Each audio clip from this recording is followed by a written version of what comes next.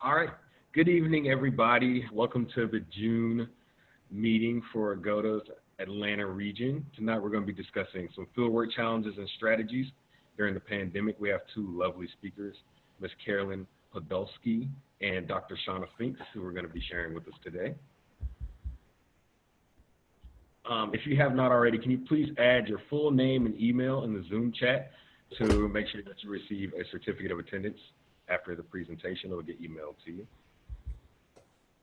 And some house announcements.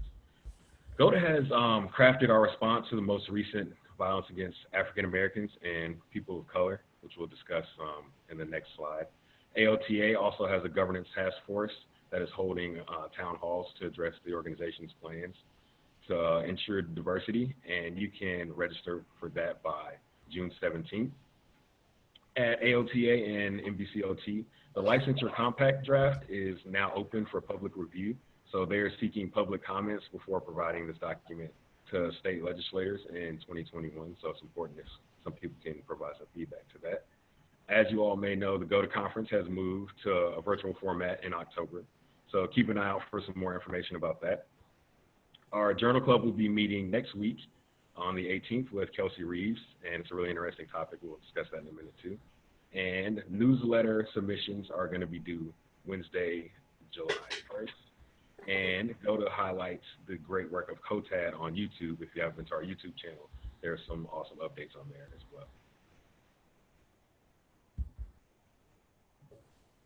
So GOTA is encouraging all of our members right now and the community to work towards social justice, and we've crafted some ways to help do that, and we're calling on all our members in the community to do this by joining COTAD for their Ignite Change series, and that'll help on educating yourself and others on the first steps to addressing the challenges that we're facing.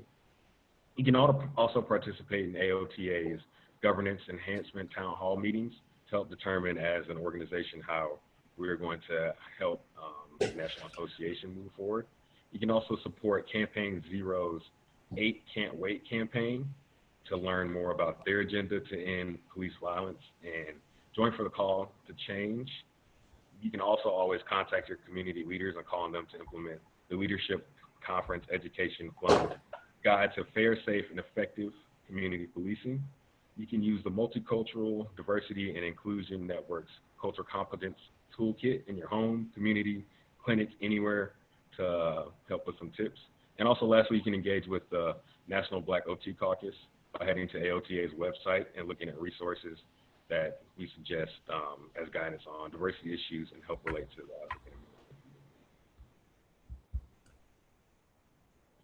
the Licensure Compact. The Licensure Compact will go to the state in 2021.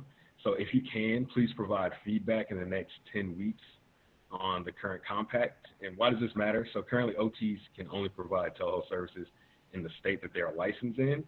And this causes issues if you have clients that live across state lines or if you hold license in any multiple states. Our PT colleagues have a pact and can provide services without worrying about the location of their client. And many clinics have opted to have professions with licensure in multiple states. So we need to advocate for ourselves and make sure that we can be included in this as well. The virtual conference, like I said earlier, we will be having sessions throughout the whole month of October, primarily Tuesday and Thursdays in the evenings, with some more options to be announced. If you have a specific topic or a specific course that you wanted to see, you can purchase them by the course as well. We'll be following AOTA's format for that conference. And once again, if you're just joining us, don't forget to put your name and email in the chat box so that we can make sure that you get credit for this meeting. The monthly journal club will be next Thursday, hosted by Ms. Reeves, and the topic will be Bearing All, the Impact of Hospital Gown on Patient Well-Being. The last one was really good, so I assume this one will be really good as well. You can log on to the GOTA website, make sure to log in with your email and password, and you can go to the resources page, and there you will see the GOTA Journal Club page, and you can see any archived journal clubs and also view the article for this upcoming week. I'll be sending out the the Zoom link to join next week tonight, and then a reminder next week as well. Thank you. The newsletter will be coming out to members on July 15th. So anything that you have to submit can be submitted by Wednesday, July 1st. So you can submit an ethics edge. You can nominate a clinician for Clinician's Corner. If you have somebody you'd like to give kudos to, you can do a membership spotlight. Or if you just have a general submission, you can submit that as well by the 1st. Also, go check out our YouTube channel. We have some OT fieldwork, OTs and COVID-19 posts. We did an awesome interview with some therapists from COTAD, and we're currently looking to collaborate with some students to address challenges in fieldwork, which we'll discuss tonight. So please reach out if you're interested in producing a video or speaking on this video or have any information that you would like to share.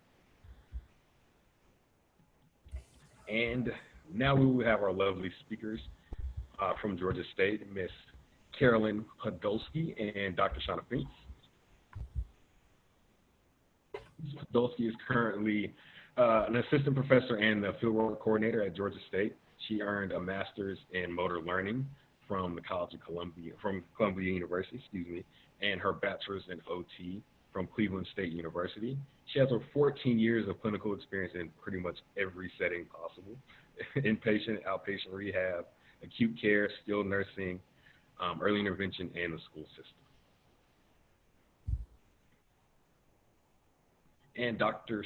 Shana Finks earned her bachelor's in OT from University of Central Arkansas. She earned her post-professional OTD from Chatham University in Pittsburgh and has been a licensed OT for over 25 years in Arkansas and Georgia. Since '97, she has worked in Georgia in the geriatric setting, early intervention, and school-based therapy. She has been a school-based therapist in Gwinnett County for 14 years and has been with Georgia State for nearly a year as an academic fieldwork coordinator and a professor as well. Without further ado.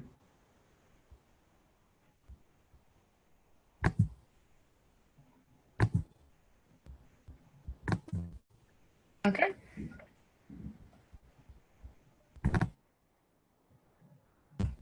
And Carolyn, I'm going to unmute you. Good. Okay. And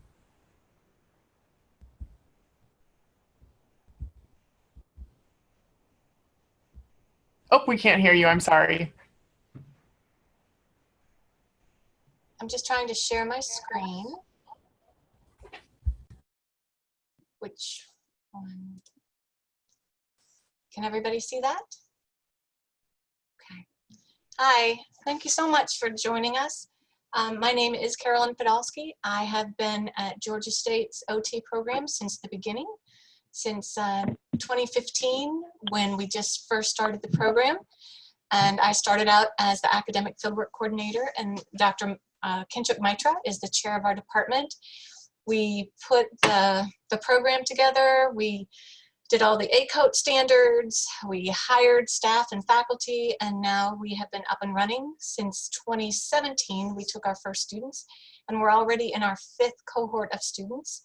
So we're very glad to be here. But as the newest department for occupational therapy in the area, we wanted to spend a little time just telling you a little bit more about ourselves. We thank all of you who've taken our students in the past. It's such a great help. But we just want to give you a little information about our program. So the vision and mission of our program: our mission is to improve human lives through innovations in research, community engagement, and education in occupational therapy and rehabilitation in general. We will prepare, and we do prepare, highly competent and ethical entry-level occupational therapists in the delivery of evidence-based, culturally competent, and compassionate care to improve health and independence of individuals and the community within a highly technological and globally diverse environment. And it takes us every minute of 4 full-time semesters and then 2 semesters of fieldwork to get all of that in. Our vision is to be locally and globally recognized and regarded as a preferred destination for exemplary occupational therapy research and scholarly activity, education, and community engagement. And we could spend a lot of time talking about each of those individual things, but I know this would be a familiar face for some of you because one of our faculty members, Dr. Emily Buckman, has worked at Shepherd Center for quite a few years, and then she came over to us. But I just wanted to briefly talk about our philosophies for teaching and learning. We have young adults, older adults that are in our program. We have quite a few non-traditional students who come back, and you know, we know that the people who come through our program are adult learners, and we do a lot of collaboration between faculty and students. We're not just there to teach, we're there to all learn together. And one of the primary things we do is experiential learning. And there's some great research out there looking at how important experiential learning is to develop not only clinical skills, but clinical reasoning skills. And there's different ways we can incorporate clinical experiential learning within our program. Of course, we have our lecture classes and lab classes, but you guys, our academic, our fieldwork people who are out there, our fieldwork educators, you give our students this great experiential learning by letting them go with you, follow you, see what you do, ask you questions, work with you. That kind of experiential learning is priceless, and we could not educate the next generation of occupational therapists without you. We all have to work together, and we greatly appreciate everything you have done.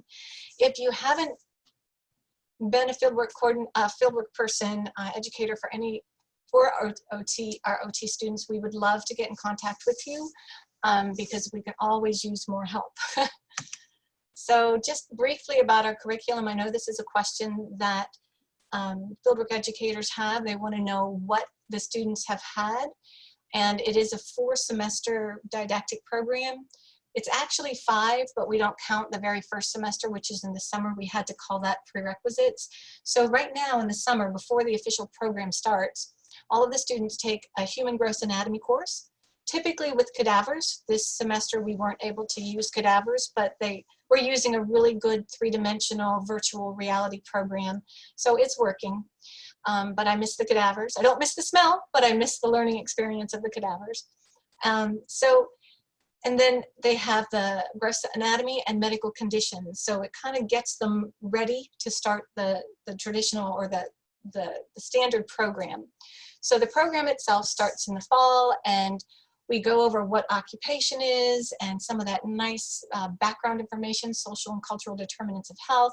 They get their functional movement class with Dr. Emily Buckman.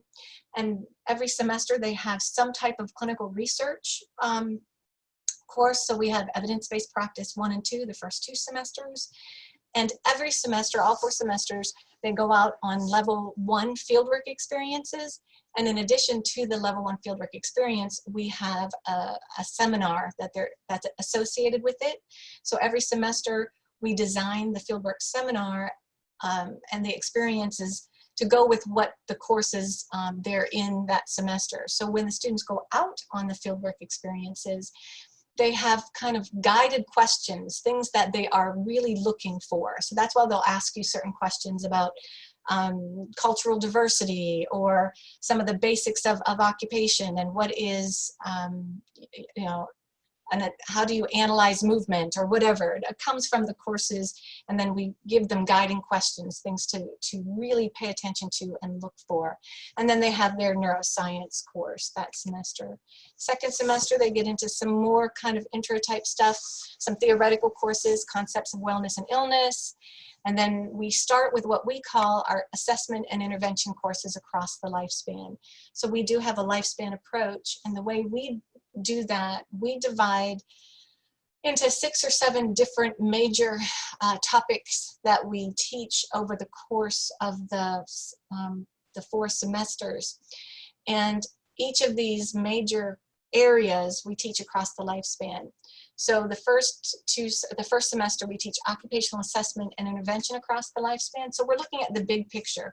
What are the assessments like the FIM, like using a task-oriented approach, that are very functional, that are very occupation-based, that's looking at people from the top-down approach? So we look at that across the lifespan. So how would we assess and intervene with, you know, children in neonatal and intensive care units all the way up to the older adults? So we go across the lifespan every semester in all the different courses. So the students don't just get one semester of peds and never see it again. They keep learning more about the pediatric population every semester and the older adult population. So then they also have an assistive technology course, and Shepherd Center has been wonderful. They often go to the Shepherd Center to learn more about assistive technology. The students spend time at Georgia Tech. They do some really interesting things. They have a great assistive technology lecture and lab, and again, across the lifespan. So young children, what kind of assistive technology might they need? It could be wheelchairs, it could be different types of assistive devices, all the way up to, again, the older adult. They have another evidence-based practice course, so they're really learning how to understand literature and how to understand and read about research and what is evidence-based and what's not. And then they also start their master's project, which is 3 semesters, where they work with very closely one of our tenure track research faculty and design a project and carry it through for the last 3 semesters. Then they have another fieldwork experience, and their fieldwork, what we call 1B, level 1 fieldwork experience, and their seminar. And then they have an IPE, interprofessional education seminar, where we all get together and we work with physical therapy students and with respiratory therapy students. We're trying to get nursing involved. Our schedules haven't worked, but we get a bunch of different departments from our College of Nursing and Health Professions, and it's been fun. We've done it 3 years in a row now, so it's a great way to really start looking at how do we work as a team. Our 3rd semester is in the summer, so they have a Maymester with cognitive and perceptual assessment across the lifespan. They do that lecture and lab component. Then they get their mental health course in the 7-week semester, and they get orthopedic assessment and intervention across the lifespan. They again work on their master's project, and they have another fieldwork experience. The 3rd one focuses on mental health. So if any of you work with people with mental health issues, no matter what type of setting you're in, please let me know so we can get you involved in our fieldwork experiences for mental health. And then the last didactic semester, they have their big neuro assessment and intervention across the lifespan course. And again, Shepherd Center has welcomed our students there to learn about the different types of neuro issues such as spinal cord and traumatic brain injury. Then we have a community-based practice course, which is a really interesting course where our students go out and actually work with people. Normally they're more, it's community-based. We do a lot of things with lower income people who are marginalized. We work in homeless shelters. We work with Veterans Empowerment Organization. We work with a variety of we work with Friends of Refugees. So get our students out there really understanding the idea of diversity and social justice issues and things like that.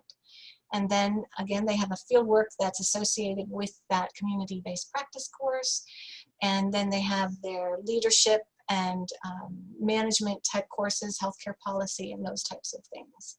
So that's the end of our didactic program. Then they have 24 weeks, like all programs are required a minimum of 24 weeks of field work.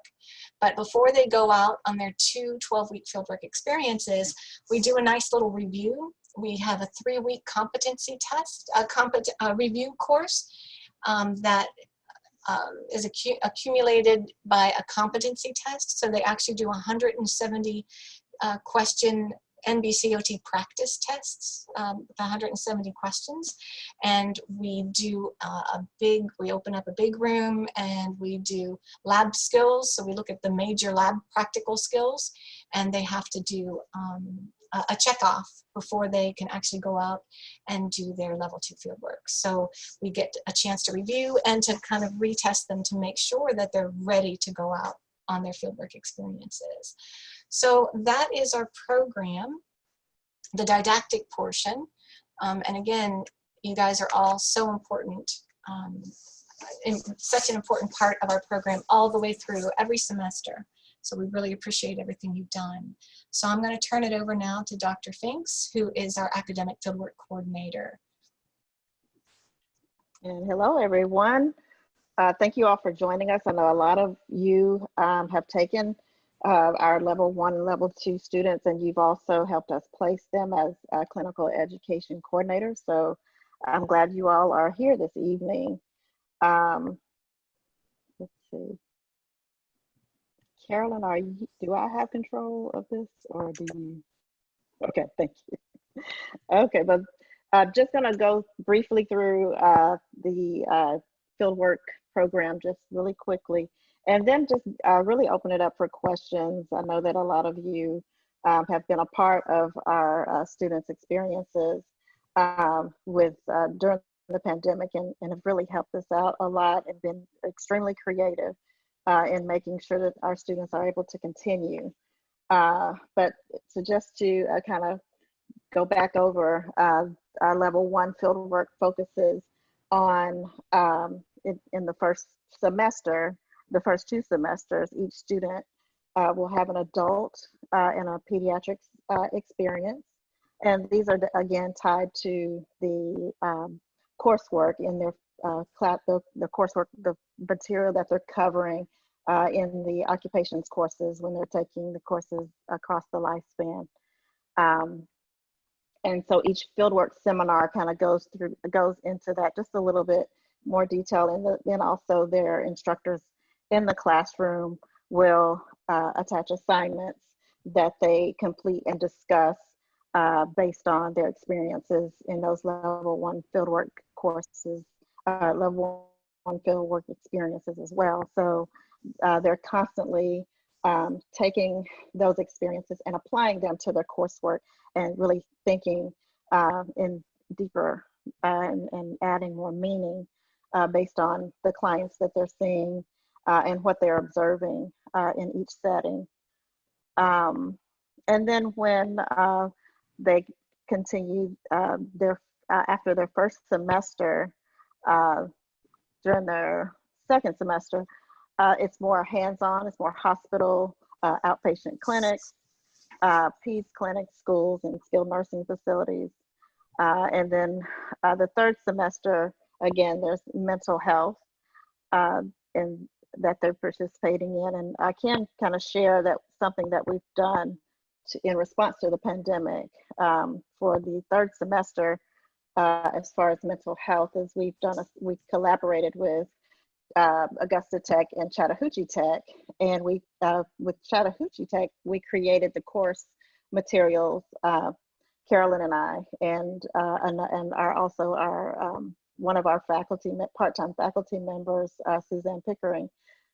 We partnered with Julia McVickers and Amy, forgetting Amy's last name, but Amy Schaefer at Chattahoochee Tech, and so the 5 of us got together and we just put our heads together and created case studies, and we created them in reference to a telehealth platform, so that our students would have to take those case studies and create, they would have to create an occupational profile, they would have to complete an evaluation, and then also treatment, intervention, goals and objectives for those clients. So that just got started actually on Tuesday. And so we're just really excited that OTA students and OT students are meeting those ACOT standards that encourage us to have our students to collaborate on assignments. And so, you know, we're excited to see the outcome of that, but we've just gotten started with that. So that's one thing, you know, just kind of looking on the bright side, if you can, of all the things, all the challenges of having field work during a pandemic, is that you really have to, you know, come together and, you know, use your strengths and use, you know, your creativity, and just really, we've been able to come up with some really neat things as far as level 1. And then another portion of that is that they have to add the mental health portion. So our students, since they are in their mental health coursework, they also have to add a mental health component in terms of their evaluation. So their observations in terms of behaviors or psychosocial or emotional issues that the clients that are in their case studies may be experiencing based on the information that they have. So, you know, we're just, like I said, really excited to see what the students are able to produce from these assignments.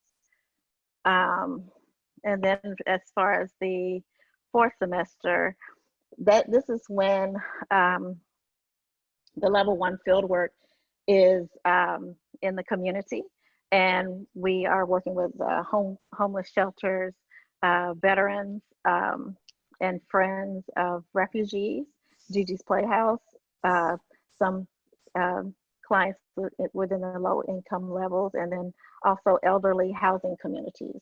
And so one way that we take those experiences past field work in the classroom is that each student has to produce a business plan through one of their courses, and they have to take those experiences from those level 1 field work and then take it one step further and create a whole new business to service these clients in a business format. So, you know, those are just some really good experiences there. And then of course, level 2 field work is the requirement that they have to meet the 24 weeks in at least 2 settings. And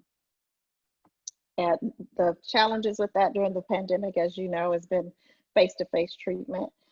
We've had a lot of students that have been able to complete both fieldwork rotations with all face-to-face. That's rare at this point, but the majority have had an experience in telehealth, which, you know, a lot of us as practitioners, you all out there who are doing telehealth, have really had to kind of jump in with both feet and learn it all at once. And some of you had our students during that process, and you handled everything beautifully. So we really thank you all for you know, really doing that. And I think our students really learn, you know, just natural, normal life experience lessons that are invaluable and that can't be planned. So I just really think, you know, they've been able to learn how to adapt and learn how to just take everything that's before them and then just go ahead and you know, just see what they can do with that telehealth session, and, you know, learning from skills that they didn't really realize that they had, and really putting those things together. So I think that that's just been excellent for our students. But at this point, pretty much the majority of our students have a cohort of 38 who are out on level 2 fieldwork have had some experience with telehealth at this point. You know, if anyone out there is thinking of hosting or supervising a student in level 1 or level 2 fieldwork, definitely contact me. It's a very, very rewarding process. I was a level 1 and a level 2 fieldwork CI before I took this position at Georgia State. And one of the things that I love most about the position that I'm in is that I do have those experiences with those students that I worked with. And I really, those are just really fond experiences, and just, you know, times where I felt like I was contributing back to the profession, to the next generation. And so I think, you know, and I know those of you that are doing that now, you all, you know, probably have the same, you know, that's the reason you keep accepting our students over and over and over. And I think that's something that if you're thinking about doing it, that's something to consider. So, but I'd like to open it up for questions. Well, yeah, I wanted to talk a little bit about the differences between level 1 and level 2 fieldwork experiences. Oh, you did. Now that we have COVID, level 1 experiences, according to AOTA, it changed a few years ago because it has been difficult to get enough fieldwork sites because we're getting more and more schools across the country, and the class sizes are getting larger in the OT profession. So sometimes it's really challenging to get enough fieldwork site placements.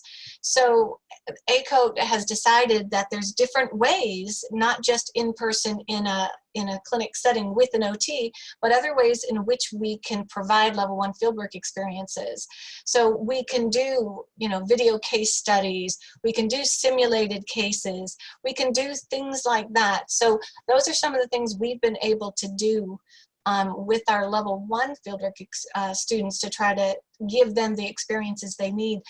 But still, nothing is quite as good as actually working with an OT and seeing what they do and working on developing that clinical reasoning through that interaction, that question and answering. What are you doing and why? And well, why would you do it that way?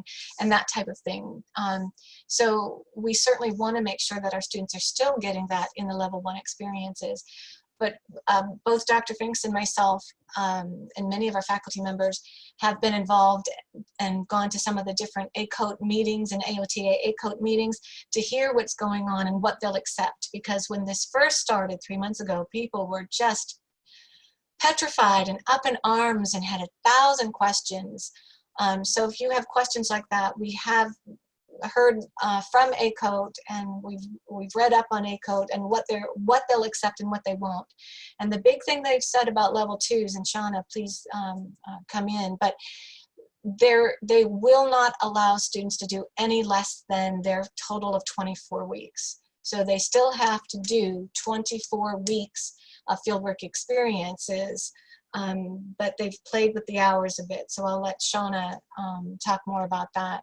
But any questions you have about how the fieldwork experiences, level 1s and level 2s, have changed, or any concerns you might have about your facility, or are the students required to wear masks, or how do you do social distancing, or whatever, please throw it out there. You can probably help us. You probably know more than us about certain things. So we'd love to really kind of pick each other's brains here and see what's working and what's not working, what people have found to be very problematic in this situation, and other things that have worked out well.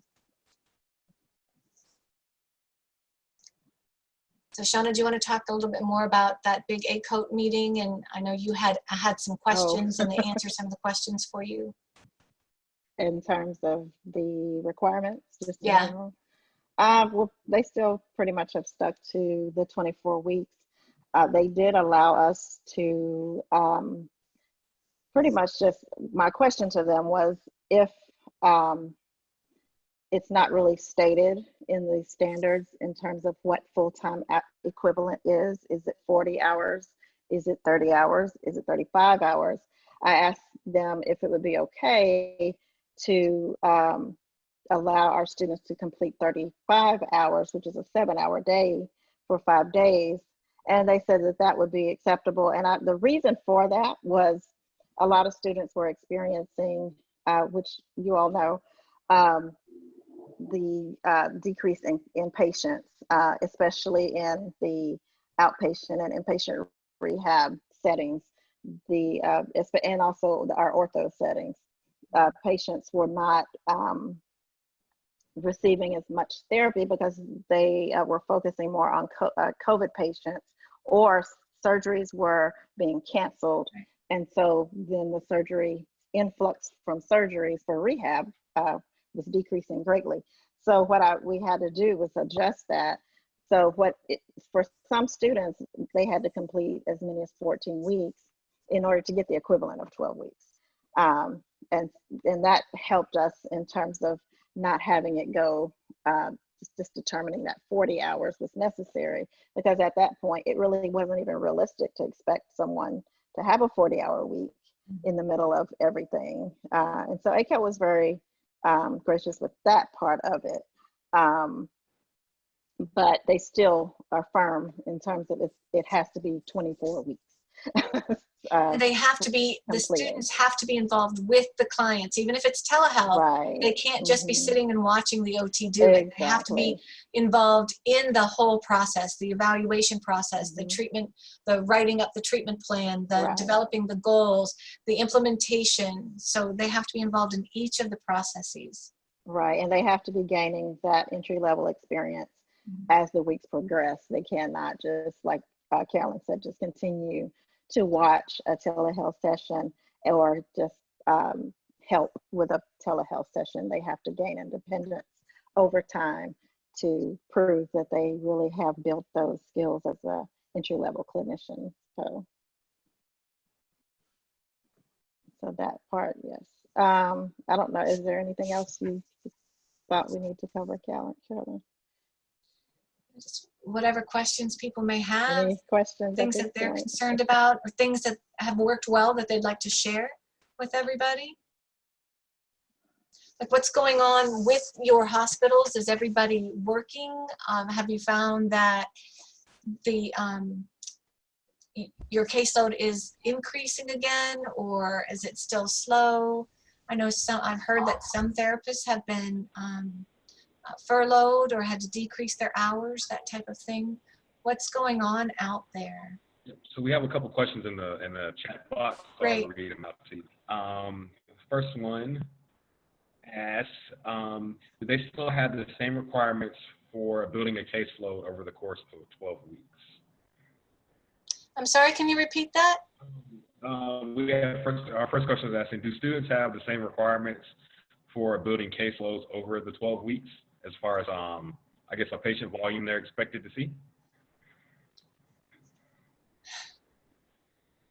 Oh, I think you're Shana, muted. we can't hear you.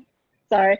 Okay. I usually send a recommended progression, which is a percentage of the CI's full caseload. So when I send that, it helps everyone to see where a student should be by the end of the 12 weeks. And of course, that has been adjusted somewhat, but yes, we still have had them to follow as much of the same requirements. Every CI has been extremely responsible in terms of making sure that students aren't seeing like one client. I mean, they're making sure that they're seeing maybe at least 85% of a clinician's normal caseload, and that's what we would expect in any setting. Some settings, students are able to take on a full, like up to 100% of the caseload, but depending on the setting, we allow them to do it at least 85% to 95%. And in the pandemic, definitely, 85% of a full caseload was acceptable. Did AOTA say? Go ahead. Well, Okay. hanging on to that, ask, how do you manage exposing them to interdisciplinary rapport and collaboration with the rest of the team? Oh, with level 1? Carolyn, you could probably, or is this in level 2 fieldwork, or is this level 1? Both. Okay.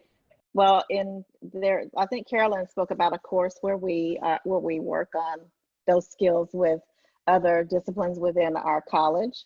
Mm-hmm. And then the CI gives them those opportunities because you just naturally have those interactions as a part of patient care. So the CI takes the lead on that in a level 2 setting, where a student is pretty much taking on everything that CI would normally do. So that's interacting with nursing, PT, and any other professionals.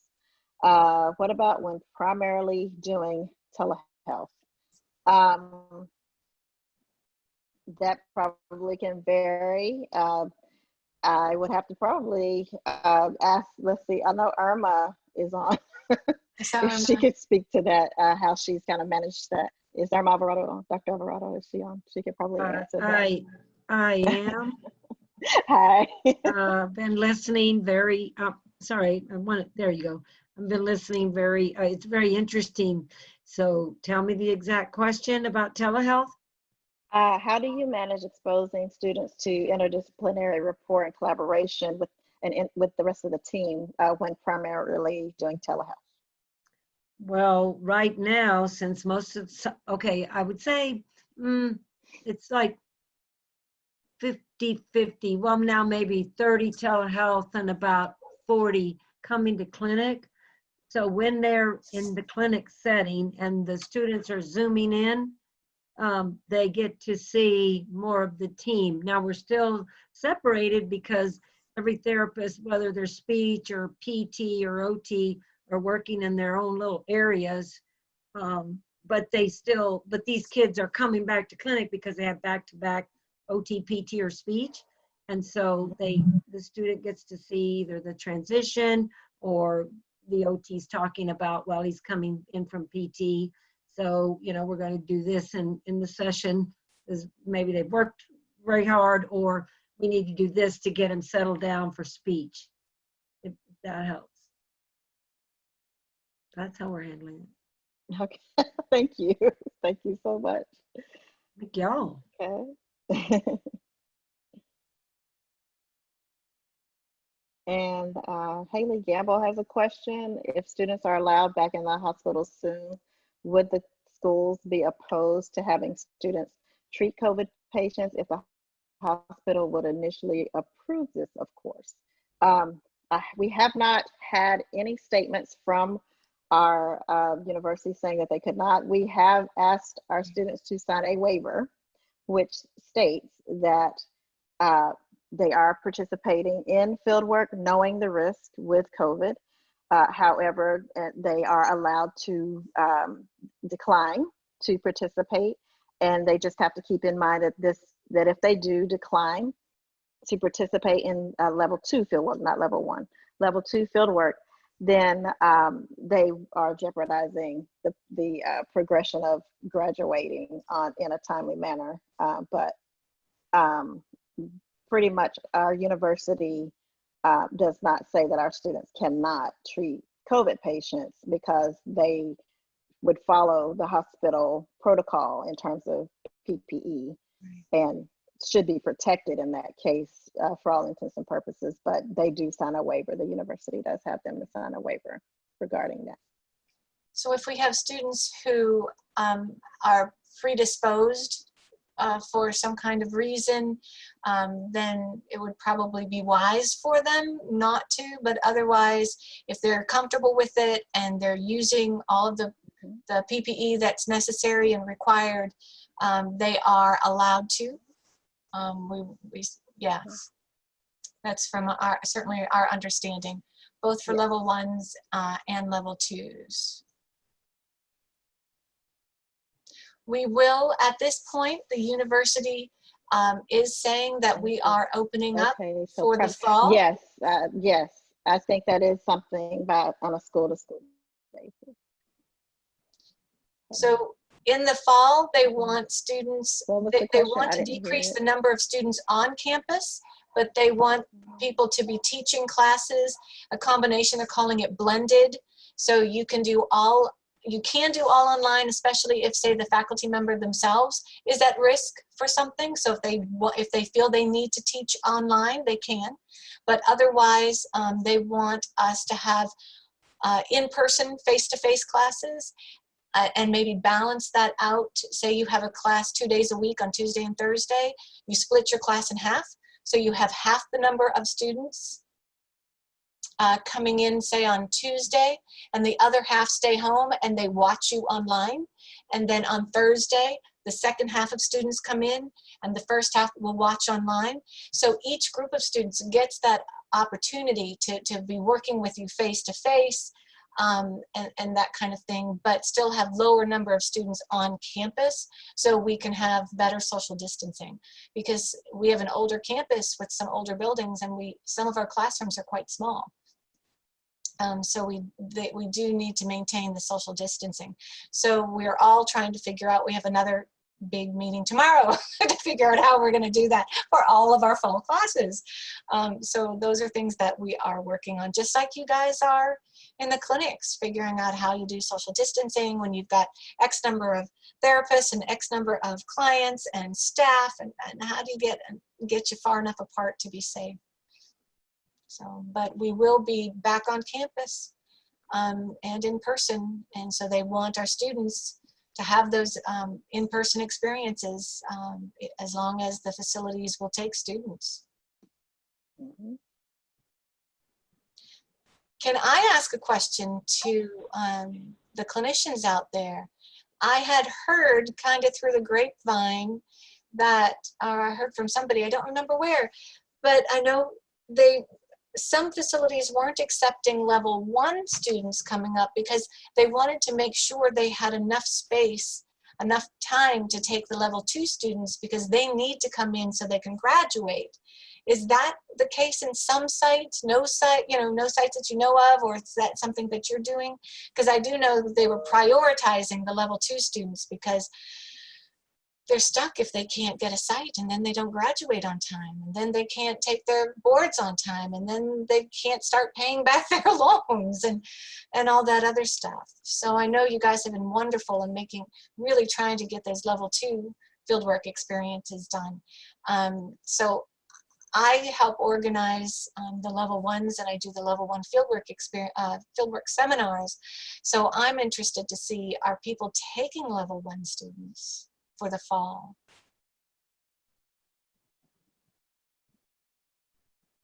I can't read a chat box. I don't know why. I don't seem to have access to the chat box. I can speak for one of my sites. We are prioritizing level 2s, like you said, and with the concern with level 1s, it's whether or not it's really worth kind of the extra both space and center that we would be giving up for our current therapists. And the majority of our therapists have to social distance within their offices, so they are themselves displaced, which makes it difficult to have the team collaborate in the way that they typically do in a private format. So adding one more person there really could change that experience totally. So. And we do have other options. We can do the case studies. We can do, virtual patients. We can do things like that. But if people are willing to take, if you're doing distance teaching, if you'd be willing to take students, please let us know. I'm still trying to figure that out for the fall. Right. So.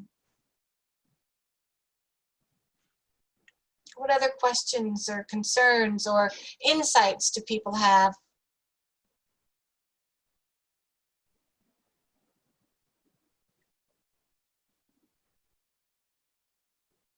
Is someone able to read any of the text box? Okay, Or the I'm chat sorry. box? Haley Gamble from Northeast Georgia Medical Center.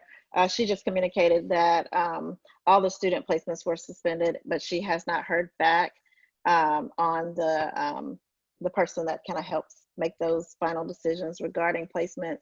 So she has not heard back, but she'll reach out to them again to see what the status is in preparation for fall. So great. I think at this point we're going to plan on alternate ways because we have our incoming class that we have right now. We're really pleased. It's the largest class we've ever had, 48 students. And we've got a great mix of age, of background, of nationality, of color, it's really fun. So we've got a great group. And I don't feel comfortable sending a small portion of them to get in person and everybody else have to do case study. I'd kind of like to do it a little more equal. So we're still trying to play around with it. If anybody has ideas, send them our way. And let us know when you are able. We understand that this is way outside of your ability to make this kind of decision. But when you do know more from your facilities, from the bigger organizations on what they're doing, if you could just keep us in the loop, that would be great. If anybody has a site that they would like to and would like to reach out to you or has any more questions, how can they go about reaching either one of you guys? Yeah, I meant to put our email addresses on this.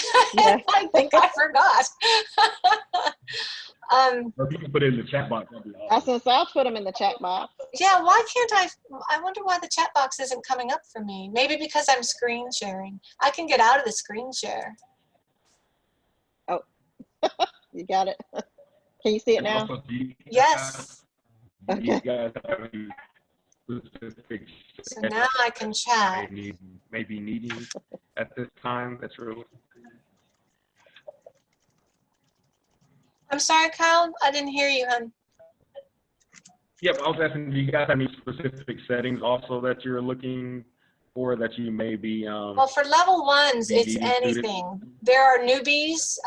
They need to go out and be exposed. I tried out of the first 2 semesters, I try to make sure everybody gets to a pediatric site, one of the first or second, and also an adult type site, one of, you know, so I find it hard to say everybody's going to do a PED site. That means I have to find 48 PED sites, that type of thing. So those first 2, we want them to get out there in whatever site's available. We try to get PEDS 1 semester and adult the other semester. So they're exposed to those different types of populations. Oops. I should be able to spell my name. I've had it for 22 years. That's not my age, it's how long I've been married. podolski@gsu.edu. They're easy. It's our first initial, last name at gsu.edu. So we would love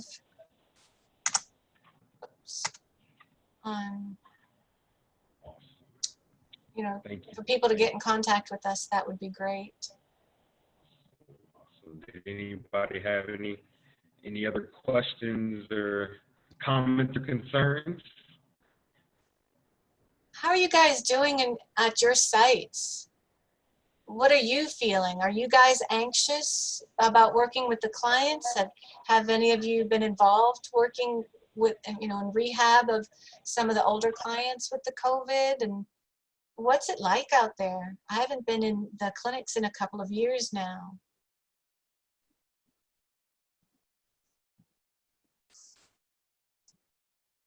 This is Anita. It's just very challenging trying to social distance in the office. Yeah. We have over 30 therapists in the acute. That's combined with PT, OT, and speech. And trying to balance social distancing is kind of hard. So where are you, Anita? Where do you work? Right now I'm in Austin. I'm trying to get to Georgia, but right now with COVID, it's kind of like I'm in a limbo. I just got my license in Georgia, but when COVID hit, everybody's on furlough, job freeze. So that's where I'm at. But I've been practicing for over 20 years. Yeah, very good. Yeah, I've been in OT for 33 years. Some in education and some in full-time practice and some in a mix. So yeah, so it's challenging for everybody. It's very challenging for everybody, and we're slowly bringing people back. Our outpatient, we had 3 outpatient clinics and they closed them all down. So just trying to balance everything and slowly bringing people back and allowing our clients know that we are doing everything we can to make sure their safety is there. Because our clients, a lot of our clients would be at risk anyway. They're older, they have health conditions, and you know, our little kids have health conditions. So yeah, we need to be very careful. This is serious business for us. I understand. Yeah. Well, I have a question. Yeah. I have another question. I don't know if this is appropriate time. Therapy. Are you guys doing something like that in your program too? Just teaching them about how to do it, or how you guys doing that? Yeah, we're building that more. It's funny, before this hit, it was one of the things that we made sure, because it is in the AOTA standards, that it is introduced in a couple of the different classes. And we had planned on, I forget which, it may even be one of your courses. It's one of my courses. Yeah, to keep working on it, to do, you know, to learn more, to do it more actively. But yeah, it is something that they have been exposed to, they know a little bit about, but at this point, a lot of the students who've had to work with it probably know more about it than we do. But yeah, it is part of AOTA accreditation standards, so we do have to have it in all of our in the curriculum. And they do they get just a general knowledge of what occupational therapists can do in a telehealth situation. This is actually before COVID hit, and they actually experienced it for themselves. But everything that they learned in terms of having access to healthcare that in telehealth serving that purpose, those are things that they learned about. But then, during a pandemic, they got to see it firsthand. So yeah. I wanted to ask, are the students going the access to COVID testing? Are the universities giving students tests when they come back, or is that up to them? When we start face to face. I don't know. Have they discussed that? I think. I don't know. I don't remember hearing that in any of the meetings. The President Becker, the president of our university, has had he has sent out a ton of different emails, and so has our provost, and they've had some live chats, and he had a live chat the other day, and so they're talking about the opening, but they haven't talked about having available testing at our site. They did talk, because we do have a fairly large health department. We've got nursing and PT, and we've got biology and chemistry and all sorts of stuff. They did kind of throw out, if you remember hearing this, Shana, something about maybe this is something that our health-related professions can look into. I remember hearing that and going, oh, yeah, we have a big nursing department. But nothing that I know of at this point. Yeah. How about you guys, Irma? I haven't heard a thing, but then, I don't even know how they're available. I don't even know if there's a good one. You know what I'm saying? I would just think that any field work placement would go, oh, great. You had a COVID test and you're not positive. Right. or you've got the antibody, because right. I know we're peds, but grandparents bring their kids in the office. There's just so many things. And last thing is this vaccine or this, the test. Even just getting access to a reliable test, The health departments, if you can go to any of the county health departments, I know they give the test for sure. Some of the different doctor's offices, I would call a doctor's office first. Yeah. The CDC probably has a list, but the county health departments, I believe, are supposed to be where we go for stuff like that. Or your are they free? Physician. No, I don't think they're free. Okay. Yeah, we're talking students here and access. All right. Yeah. Just checking. Yeah. No, that's all I've heard. Okay. Well, thank you guys. Oh, sure. How are you guys doing, Miss Irma? How's everything for now? We're just wondering when we're going to come back, and like you say, all the administrators are in talks. Yeah. Are you teaching online? Yes. Okay. We're full online for the summer. Mm-hmm. And then have you guys heard yet about the fall? Not yet. Oh, you haven't? Okay. No. Yeah. No. See, we have. Yeah, that's good. Our football players are already back. They're doing training, but they each get their own quarter of a field or something like that. Yeah. It's just going to be, it's just interesting. We're all just like, we're tired. Irma, if you guys had a football team, you guys would be back by now. Yeah. Swim, golf, dance. Yeah. Okay. Yeah. Anybody else? I love hearing from people and you guys sharing your experiences and any concerns and that type of thing. I always say, I feel very blessed to have my job. We have not been laid off. And we are working. There is a possibility because there's anywhere between an 8 and 14% cut, we know, to the budget for Georgia State. They haven't decided for sure if it's going to be 8 or 14, somewhere in that percentage. So they may do furloughs, where we may be furloughed 1 day a month or something like that for the next however long. But right now, I know I'm blessed to have a job, but everyone I've talked to who is working, including myself and my husband, this is the hardest we've ever worked in our lives.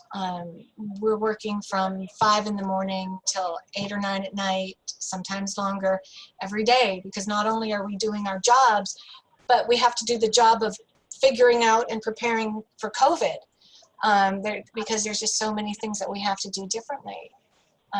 So I know a lot of you are in that same boat, so I know we're tired, we're lonely. I can't wait to get back to the university and see people even in masks to say hi and, you know, just feel a little more connected. Yep. Thank you guys so much for joining us. And Kristen and Kyle, thank you so much for inviting us and having us here. Thank you so much. Yes, thank you so much for speaking with us and sharing with us. I saw a couple things in the chat box. Yeah, I see. Somebody. Marcina, oh, Marcy. Hi, Marcy. She went to the doctor recently and they were able to give her a test which was covered by her insurance. Awesome. Thank you, Marcy. Unsettling, keeping up with everything. Yes. Our district is thinking of having temperature readers. Yeah, that's not a bad idea. That's right. Yeah, that's a good idea. And that's something that we've thought about doing in our department for when students come in for our lab sessions. We're allowed to start doing labs, but we have to social distance. And we will ask them all to wear masks, but we've been told by the university that we're not allowed to require it. Oh. So, yeah. Okay. Sorry, I but wasn't. We can recommend it. Okay. We can tell them that they can't participate if they can sit there if they don't have a mask on 6 feet from everybody else and you're not touching anybody. But we can't force them. I can't see any of our students arguing with it. I would hope not. Yeah. You know, OT students, we're pretty flexible people generally. So yeah, so we have talked about before people do any face-to-face, even with the masks, but if you're testing range of motion and you're doing transfers with each other, that we'd like to develop a policy and put it in our syllabi that we would do a temperature test to come into labs. So that's something that we're talking about adding to the syllabi. Awesome. Good. Thank you again so much for sharing with us this evening, and hopefully there's some more people in here that can take some level 1 and level 2 students. So if you guys can and you're on the Zoom call, please reach out to. That'd be great. And again, thank you all so much. Thank you, everyone. Really give back to the profession. I know it's very important. I took one on myself. I'll be taking level 1 students. Yeah, thank you. And just a little reminder, we'll have our journal club meeting next Thursday. If you would like to register for the Task Force Town Hall, that would be the 17th.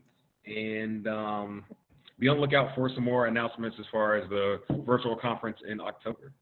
And with that being said, everybody can have a great night. If nobody has any more questions. Hey, Kyle, if people have sent in proposals for GOTA, have we heard back yet? I am not 100% positive. The conference committee has finalized the program, and the letters will be coming out, I think, this week. Carolyn? I thought it was June. Okay, yeah. Oh, okay. Yeah. So we're looking forward to a good. I will tell you, we've got double the CE, and now it's time to present it virtually with all our great GOTA IT gurus. Yeah. So more to come. Very good. Good. Thank you. We'll be checking our emails. Yes, please. Yeah. Thank you, everybody. Bye-bye. Yeah, thank you. Thanks, everyone. Everybody have a great night. Bye. Bye.